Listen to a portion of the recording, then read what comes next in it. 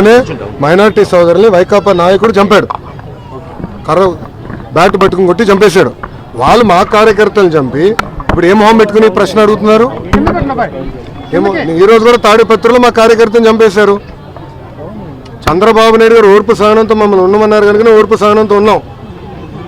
Law and order maintain చేయమన్నారు కనుక మేము ఎక్కడ ఇష్యూ చేయట్లా. మంగళగిరిలో కూడా లా అండ్ ఆర్డర్ ఉండాలి, నేను ఇష్యూ చేయట్లా. లేదు నాకు 2 నిమిషాలు చెప్తున్నా.